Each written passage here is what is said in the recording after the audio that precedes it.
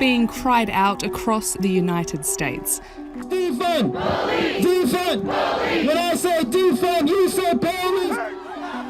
During protests against police brutality, police have repeatedly displayed brutality. Okay. Many in the Black Lives Matter movement say US police forces are beyond reform. Why didn't you do a goddamn thing when you had the chance? Before George Floyd was killed! They say it's time for the force to be defunded, dismantled, or abolished altogether. Take their guns away, give them a new job. Whether that idea makes you feel more at risk or safer may come down to the colour of your skin, and that's the point. Black and white people have experienced policing entirely different. And that now is clear to everybody, and that is something that everyone's demanding be changed. Some Americans have a knee-jerk reaction to the term defund. According to one poll, 64% oppose the idea.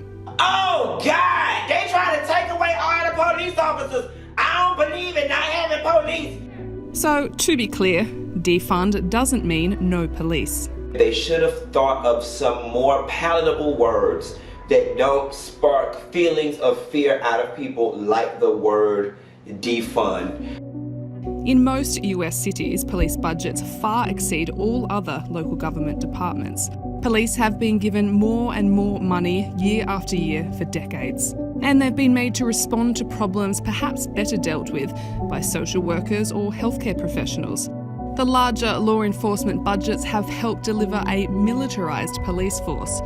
Officers are armed, but not armed with the training and resources to deal with problems that policing doesn't solve. So calls to defund the police are about reinvesting some police money into education, mental health, housing and employment. Activists say this would bring about systemic societal change and fewer people would be driven to crime. Essentially, they say it's about tackling the root of the issue because prevention is always better than a cure.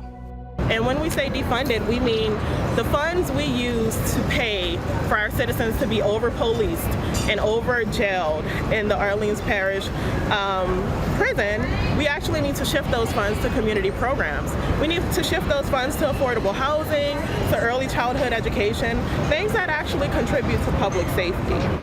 Then there's those who want to dismantle the police. Camden, New Jersey, did just that in 2013. They have the best police department in the world. The force was dissolved and rebuilt with a focus on community engagement. Since then, crime has dropped about 42%. The whole force is dedicated to community policing. It's from the top down, from the chief all the way down to the newest officer. When officers graduate the academy, they are put on a footbeat and put into neighborhoods to meet people on a human level. The key for us is being in the community before crisis happens and meeting people on a human level and building relationships and partnerships in that manner. There are critics.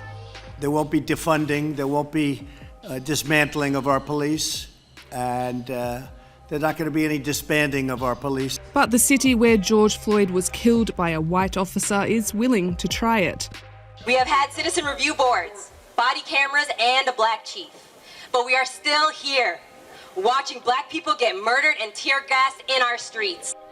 So the Minneapolis City Council has voted to disband the police and pursue a community-led public safety program.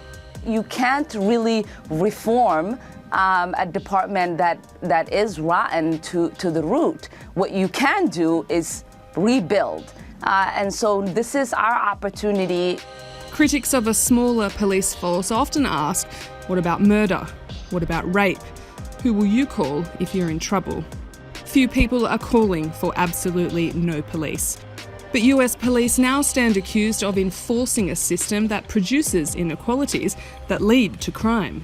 And activists argue that a violent system cannot reduce violence.